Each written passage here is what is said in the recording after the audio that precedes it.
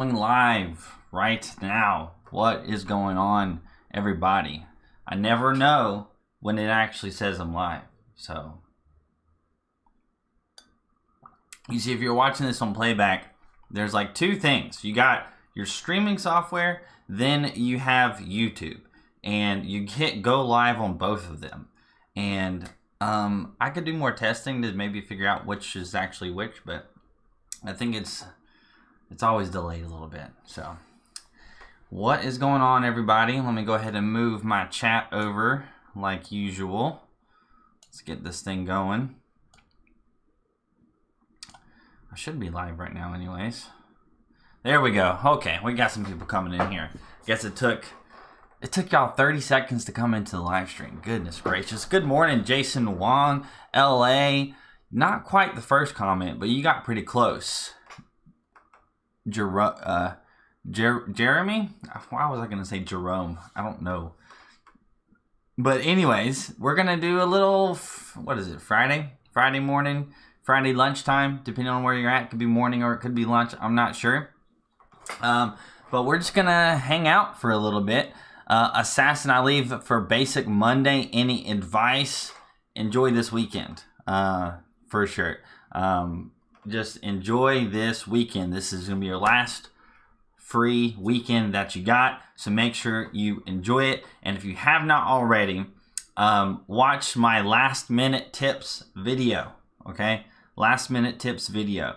I don't really have any extra tips that I haven't done a video on, but I think I have a video on basic training, or I have a playlist on basic training tips, and that would be really beneficial for you to watch. But just enjoy this last week, and that's really the biggest thing that's not in those videos.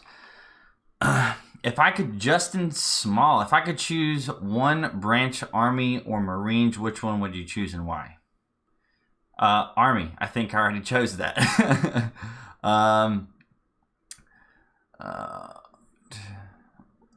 Terrence, what are you going to do? Make us do push-ups? No, I'm not going to make y'all do some push-ups. Does anybody else miss the gym? I mean, I've been trying to do workouts at home, but I mean, I feel like I've lost a little bit. I mean, I'm still pretty good, but it's just not the same. When all I have, you can kind of barely see them off screen. Right there. There's a couple of dumbbells. They help. They're beneficial. You can do push-ups. I got this, even though it broke. This is my brother's.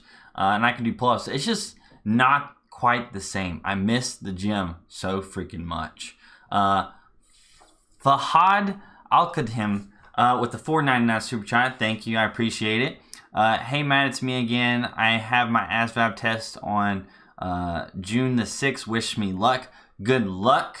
If this is your first time, just don't stress, don't sweat. You're gonna do okay. If you don't get quite the score that you get, you can always take it again. So again, you're good to go. It's okay.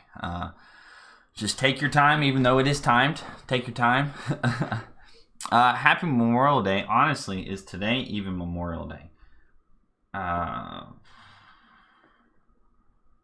When is Memorial Day? I thought it was the 25th. Yeah, Memorial Day is the 25th. I'm like, did I not know today was Memorial Day?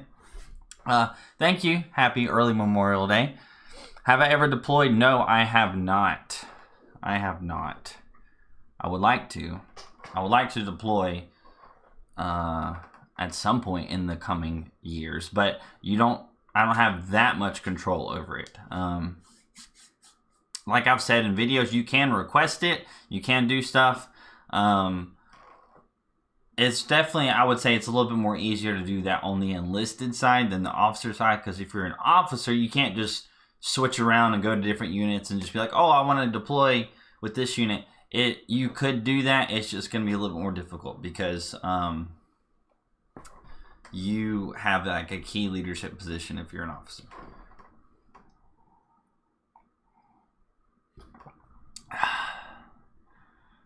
All right. Can someone who moved to the U.S. when I was 14 join the military? Yes. I mean, pretty much anybody can join. If you're not a citizen, you're going to have to go through some different hoops. And I've got a video with a recruiter on joining the military if you're not a citizen, so make sure you go watch that. but it's definitely possible. Does the Army Reserves travel outside the USA? Yes, all the time. The National Guard does little deployments stateside in the U.S., but the Army Reserve doesn't do that unless you have a federal emergency, which this whole COVID-19 situation was a federal emergency, and I don't know of really any reserve units that were deployed stateside. But yeah, reserves, that's what we do. We go and support the active duty soldiers whenever we get deployed. Aaron Kim, I'm PCSing to Camp Humphreys this Wednesday. Any tips? So like I did a video on with impressing your first duty station, always just, make sure you're getting there, you're squared away. You do maybe a little bit of research whenever you first get there, understanding everything that you need to do so that you're not late, screw anything up, anything, things like that. It's kind of just don't be late, if that makes sense. If you're PCSing to a certain place, I wouldn't. If your orders say to get there by a certain date, but sometimes it could be beneficial to get there earlier, a day before, a couple days before. If it says on your orders that you need to be there by a certain time, I wouldn't recommend showing up at that time. Make sure you show up with plenty of time to spare. So, Jonathan, hey Matt, I'm currently in the Army Reserves and want to change my MOS. How would that be possible, especially during this time? During the whole virus situation right now, that probably will just slow down the paperwork situation. I'm not sure what form you're going to have to get filled out, but you're going to still have all the same issues that other people have. So your unit is going to have to approve you to switch that MOS. Now, it's easy to switch MOSs in the same unit if you have an overstaffed MOS and then there's another MOS that your unit needs that's understaffed, then you can easily do that. So that's just really how I'll go about it. I would talk to your squad leader or talk to your S1 and ask what you need to do to get started with that. I'm not sure the exact paperwork processes and things like that, but again, it's really just going to depend on what your current MOS is and if that's an understaffed or overstaffed MOS in your current unit. Because you can be whatever MOS. You can't just switch to anything. Your unit actually has to have, your unit, if you're going to stay in the current unit, has to actually need it.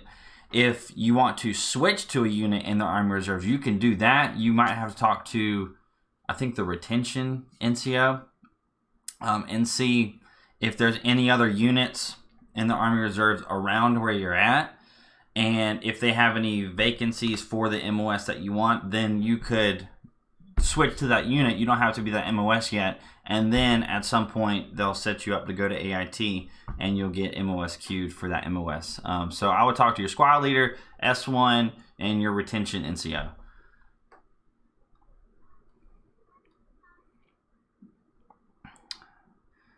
Benita Wang, can you do split ops after high school before going into college? Yes, you can. That's definitely the most common thing for doing the split ops program is usually it's junior year to senior year, so that summer, and then senior year after graduation to the first year of college is usually both of those summers are when people do it. But you can always, after you graduate high school, do a split ops over the summer. So you go to basic training and then do your first year of college and then go to AIT. So if that's what you were more specifically asking, yeah, you can do that. Can I get an option 40 contract with a morale waiver? I am not sure. That's like recruiter type questions. Should I join the Army at 17 if that is what you want to do? I think I've got some videos on joining at a young. I know I've got videos of joining at a young age, so you should definitely go look at those and check that out. But if you join at 17, there's a lot of positives to it, because let's say you do a 4-year contract and you hate the military, well, you get out and you're 21. You're still like really, really young. Like you'd still be, because I just turned 27, so you'd still be 6 years younger than where I'm at right now. So that's a positive. If you decide that you love the Army and you want to retire, well, you're going to freaking retire at 37. 37. If you want to do reserves or something, that's still fine. But joining at 17, there's a lot of positives. It'll build you up more. It'll build up, gosh, what do I want to say? It'll make you more responsible, things like that. I swear I've got a video where I talked about that. I told Kelly the other day, I was thinking of videos, topics, and things like that, and sometimes I forget what I've made a video on, because I've made like so many video topics, and I'm like, have I made a video on that? I might have to look, or else I'm gonna have to redo the same video, which sometimes it would be a good idea to redo something I did a couple years ago, especially if it's more of an opinion-based video.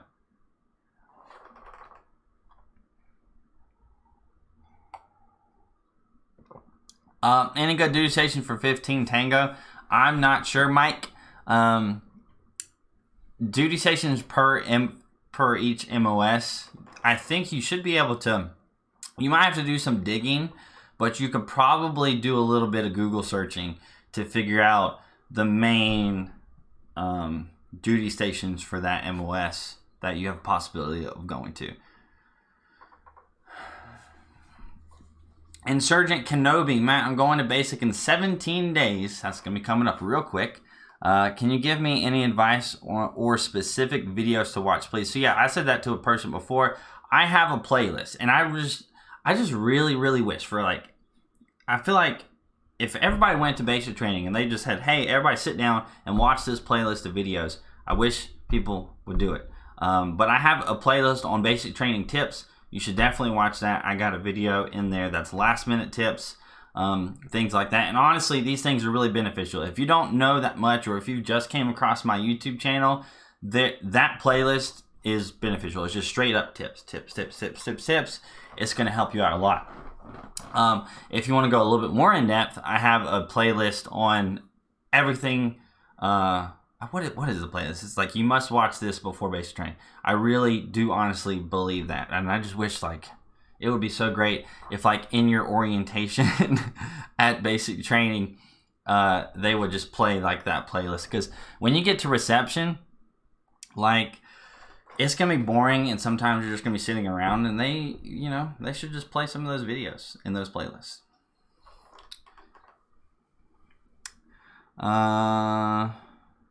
You leave in 10 days, Chi. That's going to be close. Am I still a butter bar? No, I am a burnt butter bar. So, if you guys didn't know, second lieutenant's little nickname, common nickname, is a butter bar, because it's just a gold bar. And then for a first lieutenant, which I've now been promoted to first lieutenant, it's a burnt butter bar. It's just a black bar. I haven't gotten the actual rank insignias yet. Like, if you look at my videos up at the top of the thing, I still have my second lieutenant thing up there, and I need to go get some of the new ones. The reason I haven't is because of all this quarantine stuff. So I haven't been able to go to the proper stores to actually get the ranks and stuff. And a little fun fact, if you didn't know, whenever you get promoted and stuff like that, you don't get given all the new ranks and stuff that you have to put on your uniform. You have to go out and buy that. So that's fun stuff. A lot of times it's the same thing with awards. Sometimes with the awards that you get, they'll give you just like the medal. So it's the same color for the ribbon, and then it's got a medal on it. They'll give you the medal, but then you have to go out and buy the actual ribbon to go on your ribbon rack. So all the stuff that goes on your uniform is you have to buy it. And it's actually really expensive. So all the stuff like I don't really have that much stuff on my dress uniform, but it's expensive.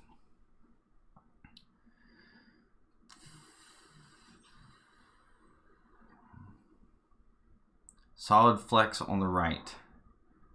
Not sure what you're talking about.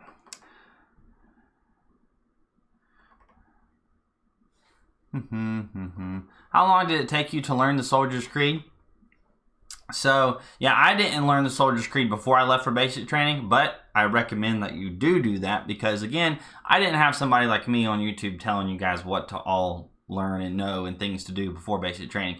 But I think for me, I pretty much got it down pat after like the second day, because at reception, that first day, the second day, basically at reception in general, they are hammering the Soldier's Creed and the general orders and the army song, and they're trying to hammer all that stuff into your brain. So if you don't know the Soldier's Creed by the time you actually get to basic training, there's something wrong. And that's, you know, on average 3 to 6 days or so.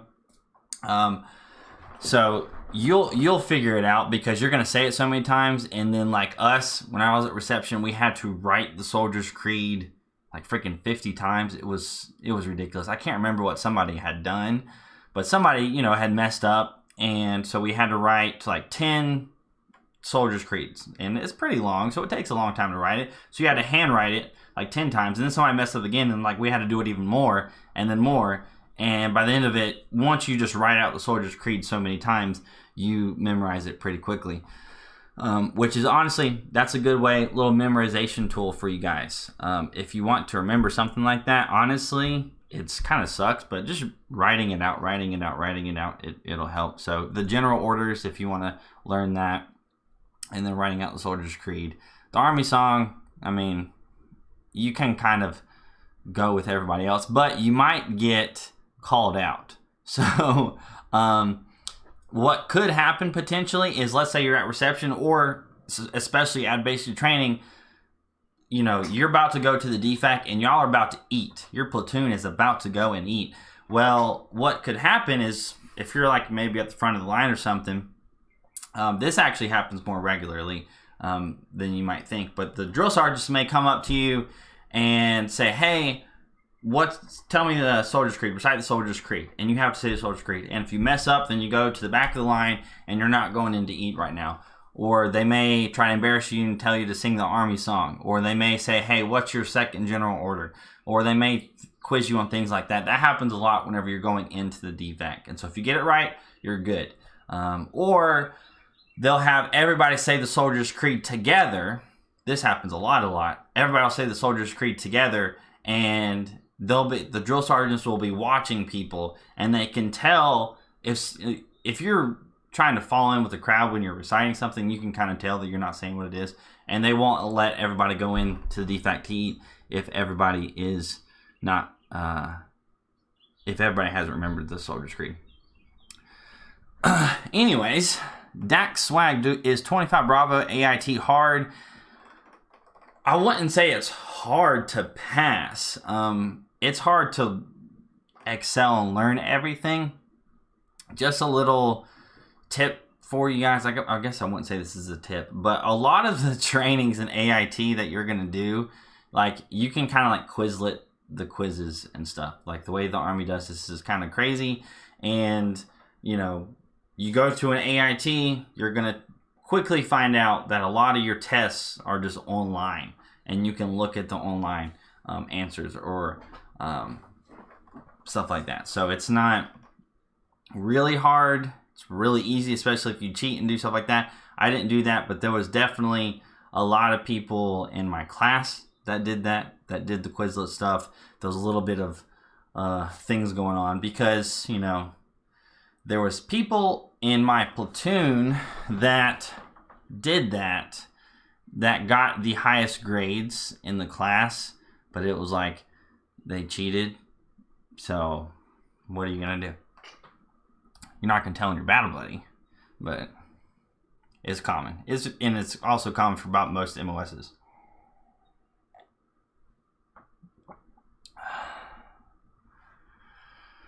Can you go off post? If you're talking about 25 Bravo, that AIT, you can go off post. When I was there, if you watch my AIT video, after 11 weeks, and it will vary. Your AIT will vary depending on how quickly you can go off post.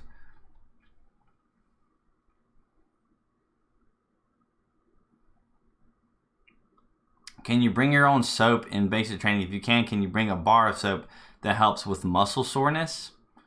Yeah, I guess you could. You can also buy stuff at the PX, but I mean, if you have a very specific one that you want to do, then I guess you could do that. A bar of soap, but I wouldn't recommend also getting like a bringing like actual shampoo bottles or things like that, because it could very well be crushed in your bags and screw up all of your stuff. So when you get to reception, if you wanted to like bring soap or something, if they don't confiscate that, if you didn't fly to basic training, because you can't bring that if you were to fly, but if you didn't fly to basic training and you happen to have that, you're going to be sitting on your bags. You're going to have your bags thrown. You're going to have your bags dumped out. So I wouldn't recommend that. Do you get college credits for 25 Bravo AIT? I got 3 college credits for an elective.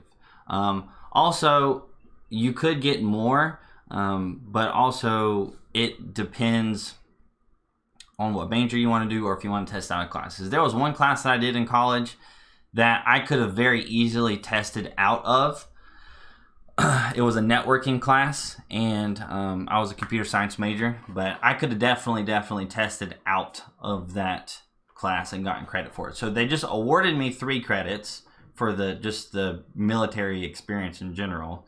I'm not sure if it was 25 Bravo related or not, but you'll get a little bit of credits, but it was electives. It wasn't geared towards a specific thing.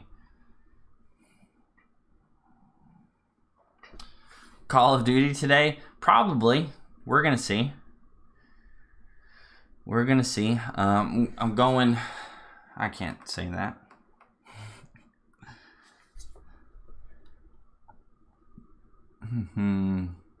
What are the best divisions to join? I'm not sure what you mean.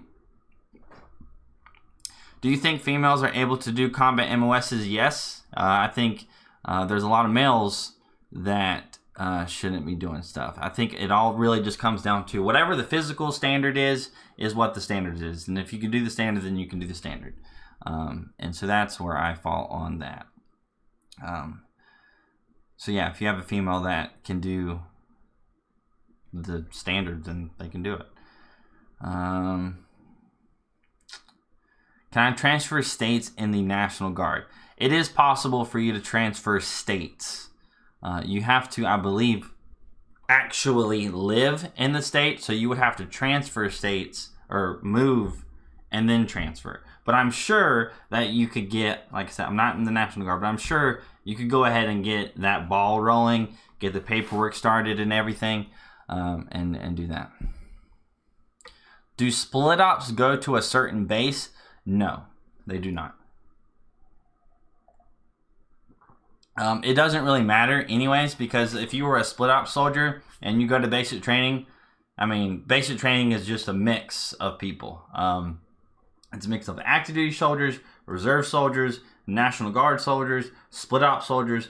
They're all doing the same thing. So it doesn't really matter where you go, because you're going to go to basic training. It's all going to be the same.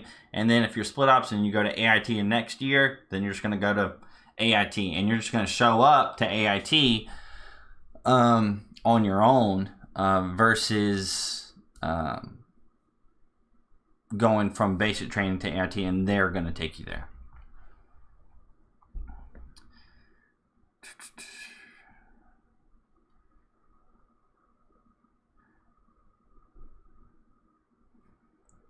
How is COVID-19 affecting basic training? I've heard it's really stupid. I do actually would like to potentially do something a little bit more detailed. I'm not there personally, so the only thing I can get right now as far as information on how COVID-19 is affecting basic is from secondhand knowledge. I had plans and had contact with Fort Jackson to actually go there and record some stuff, but that was before all this pandemic. So I'm not sure if I have to refill out paperwork and information, but I did plan on going to basic training to actually record a bunch of footage about this time, but like I said, the whole situation kind of canceled those plans. So, do.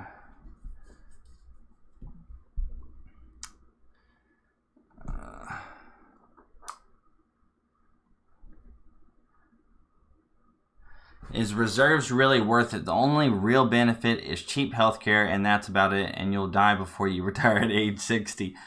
Benjamin Park. I think that's a really cynical way of looking at it, and also the only benefit. That's definitely not the only benefit, although that's a big financial benefit. But no, there's a huge benefit, and age 60 will be here before you know it. But a little thing, if you guys didn't know, the healthcare. For example, for me, like if you're a civilian, you may pay, I don't know, $600 a freaking month in healthcare costs. But then if you're in the reserves, it'll be like $200 a month. So you're saving $400 a month, plus you're making your drill pay. So it's beneficial in that sense. But that's definitely not the only thing. What is the best job in the Army? Bryce Miller. Difficult question. It's whichever one you want to do. It is whichever one you want to do, because the best MOS for me is not the best MOS for you. It's really just if you can find an MOS that is in the same realm of interest that you really like doing, then you're good. Hold on 1 minute. Hey, I'm doing a live stream right now. Are you done? All right, well, I'll call you back. Love you. Okay. My wife just called me. iPeppy, $5 super chat. Thank you very much. As someone looking to do split ops in high school, what are your suggestions for remaining calm prior to basic? I'm quite an anxious person. I have a video on that whole thing because I know what it's like the day before basic training. It's just a freaky experience. So remaining calm prior to basic training. So just know your life is going to change, right? But whether you're doing reserves, National Guard, active duty, your life is going to change, okay? But in my opinion, you're going to be a better person once you get done with all this stuff. So just be like, okay, I'm going to be a better person when all this is over. Also, you're going to be fine, right? It'll be a little bit stressful, right? It'll be a little bit physically demanding, but you're going to be fine. You're going to get through it. You're going to come out stronger on the other side. Basic training is one of those things where it looks like it's a freaking mountain that you have to climb. And you just take it step by step, day by day, right? And just know you're going to get to the top and you're going to make it. And you're going to feel freaking fantastic about it. And you're going to be so happy that you did it. So try to focus on that. Like, you're going to be better. You're going to get through it. You're not going to get hurt. You're not going to have anything bad happen to you. Just do what you're supposed to do. Do the right thing. Don't do anything stupid. Do what the drill sergeants tell you to do to a T. And you're going to be fine. So as far as your prior to basic training mindset, just enjoy your time now. And just know that it'll be okay. Favorite AIT memories. So this will be the last question. See, this was a funny AIT memory. My roommates, when I first got to AIT as a 25 Bravo, it's a little bit weird how the barracks are set up because I just arrived to AIT. But my roommates had been there for like 17 weeks or something like that. So I had two roommates and they had been there for like 17 weeks. So that was a weird little dynamic. You just feel like the new person like crazy. But anyways, this is just one time. I actually have a picture of it. I came back. I think it might have been a Saturday or something. And my roommates had taken everything in the room and like turned my bed sideways and put everything up. It was just really funny because they had to clean at my AIT. You had to sweep, mop, and wax, wax the floors like every week. And so it was just really funny whenever I came back to the room and just like all the crap was on my bed and just like the entire room was just on my bed, and I was like, Well, I was going to come back and relax, but nope. Jamie Martinez, I was in basic training AIT back in 2003 in your videos, just taking me back. Thank you so much for all the great content. Thank you, Jamie. I really appreciate it. And yeah, it's just, I get that from people. I get some people that were in the military like decades ago, and they enjoy watching some of my videos every now and again, kind of for the same reason. So, how much income should this will be the last question because this is a good one, Benjamin. How much income should someone make a year to make reserves not worth joining because it's a waste of time and can make more in civilian? Over 100K, over 120, over 150K. I don't think. I'm assuming, Benjamin, you just think the reserves is a waste of time. It's not a waste of time. Okay, so you don't join the reserves for the money. You don't join the reserves for the money. I'm just telling you that because you don't make a lot of money. It's ridiculous. You make a little bit of money, but I would say if you were joining for the financial benefit and like let's say you weren't making that much and the only reason you were staying in the reserves is because of the extra $6,000 to $10,000 a year you get from being in the reserves. Yeah, I would say once you hit that over 100 and 120K mark, like if you're doing 100,000 a year by yourself, I think that extra 6,000 to 10,000 wouldn't be worth it if that was the only reason. But you don't join the military or the reserves for the financial side of it. Okay, that's just one little side thing. Even for the officer side, like it's nice. Like my drill pay after taxes as a first lieutenant with my years in service after taxes is like $450, and that's just for 2 days. So it pays pretty good for at least for the officer side of things, and it'll get to a point in my career where I make, you know, close to $1,800, $900 for the weekend, which is like $400, $500 a day. I think that's pretty good. And for me personally, I just enjoy it, the whole thing. I just enjoy being a part of the Army in general, being a part in some way. I would not enjoy, it at all if I had gotten out of the reserves at any point in time. Anyways, that's it for this. I've got to go. Moon Rock Blunt with the $1.99 super chat. What do I think about 91 Sierra? What's 91 Sierra? Let's look real quick. Army. I don't know all the MOSs.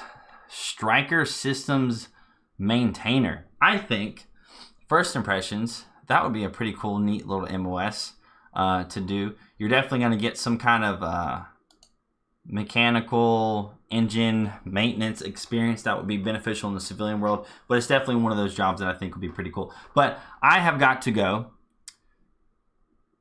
I don't think I'm gonna do a gaming live stream because I've just got to go. So thank you guys so much for coming out this 30 little minute live stream. I'll see y'all later.